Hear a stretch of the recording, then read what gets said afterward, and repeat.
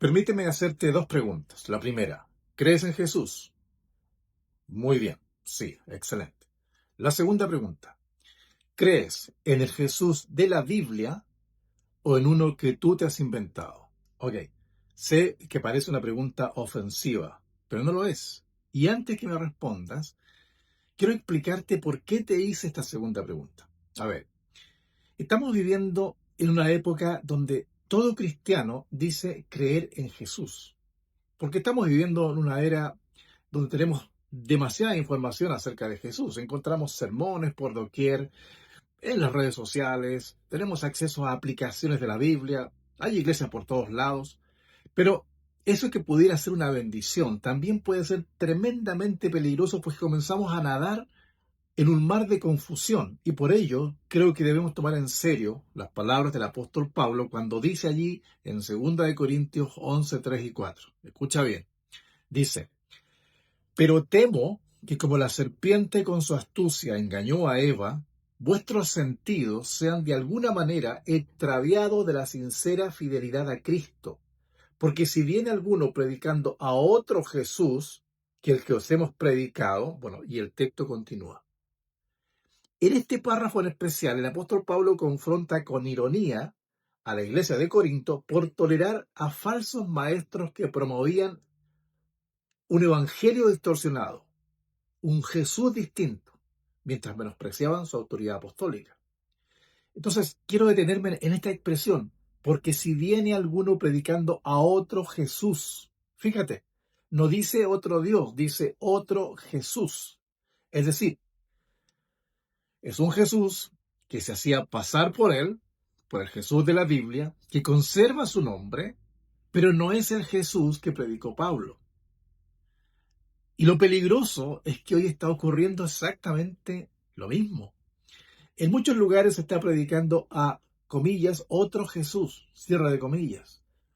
Uno que nos da todo lo que deseamos, que nunca nos confronta, nunca nos corrige, nunca habla de pecado, arrepentimiento, santidad, no, tampoco exige obediencia, porque es un Jesús empático, nos entiende, es un Jesús muy amoroso, porque nunca nos dice nada que nos incomode, no nos manda a cambiar creencias erróneas, no le importa si escudriñamos o no la Escritura, tampoco si no oramos, lo importante para ese Jesús es que sintamos amor y que tengamos fe para recibir lo que anhelamos. No nos manda a morir a nuestro ego, solamente nos aprueba y nos reafirma que nos ama tal como somos. Pero ese Jesús no aparece en la Biblia.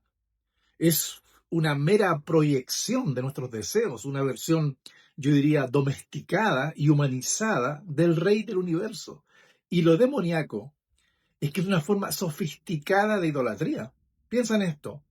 Ya no tallamos a un dios de piedra, un ídolo, sino que lo tallamos ahora en nuestra imaginación, en nuestra mente.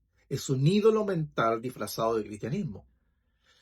Lo que estoy diciendo suena fuerte, pero esta realidad no es nueva, si ya existía en tiempo de Pablo. Y debemos abrir nuestros ojos y darnos cuenta que también existe hoy. Ahora, respondamos a la pregunta que te hice y que dejamos sin respuesta.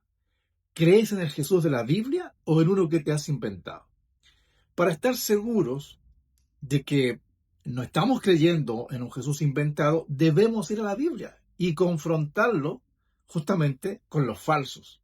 Permíteme un ejemplo. En el Evangelio de Marcos capítulo 4 vemos una escena muy conocida. El Señor Jesús ha tenido un día agotador, así que por la noche sube a la barca con sus discípulos para navegar por el mar de Galilea hasta la otra orilla. Jesús está muy cansado y se queda profundamente dormido.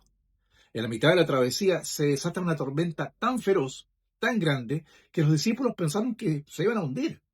Desesperados van donde él y lo despiertan. Y dice el texto así: levantándose, reprendió al viento y dijo al mar: calla, enmudece. Y se hizo grande bonanza. Eso está ahí en Marcos 4:39. Y pon atención a la reacción de los discípulos. Entonces dice, temieron en gran manera y se decían el uno al otro: ¿quién es este? Que aún el viento y el mar le obedecen. ¿Quién es este? Estos hombres duros, ¿cierto? No tuvieron miedo de la tormenta, sino ahora ¿de quién? De Jesús. ¿Quién es este que aún el viento y el mar le obedecen? Ahora, ellos no preguntaban eso porque ignoraban su nombre, sino porque comenzaban a darse cuenta frente a quién estaban. El Jesús de la Biblia es el que da órdenes al mar y le obedece, a la tormenta y le obedece. Y sabes, la reacción humana es temblar con un temor reverente ante la magnitud de su poder. Están en la misma barca con el Dios que aparece en el Salmo 147, 15 al 18, y voy a leer algunos versos de allí. Dice, Él envía su orden a la tierra, velozmente corre su palabra. Envía su palabra y los derrite, hace soplar su viento y corren las aguas. Es decir, el que es capaz de decirle a esa naturaleza que Él creó, calla, enmudece. Ese es Jesús. Y ese temor reverente con el que los discípulos lo miran, no es terror o miedo a un castigo, es un profundo respeto, asombro y veneración al contemplar la gloria de la presencia, grandeza y santidad del Señor. Pero hoy ocurre algo trágico. Muchos hablan de Jesús como si fuera un compañero más. Le piden cosas, le ordenan o decretan que haga cosas con una familiaridad irreverente y superficial. Le exigen que cumpla promesas de la Biblia que interpretan incorrectamente y si no lo hacen se enojan con el Dios soberano. Con el Dios soberano, ¿te das cuenta? La realidad es que cuando nos encontramos frente al Señor Jesús de la Biblia, no podemos estar de pie. Nuestras rodillas se doblan en postración, adoración y tembloroso llanto. Cuando estamos frente a Él no podemos seguir siendo los mismos. Tal vez es tiempo de reaprender lo que declara el libro de Proverbios 9, versículo 10. El principio de la sabiduría es el temor del Señor. Y escuchar la voz del Espíritu Santo que siempre se enfoca en el Señor para que abramos nuestros ojos. Ese temor reverente de saber frente a quién estamos. ¿Qué te parece si en el próximo video indagamos algo inquietante? ¿Por qué las personas que realmente conocieron a Jesús no solo abrían sus ojos a su majestuosidad, sino que descubrían su miseria interior?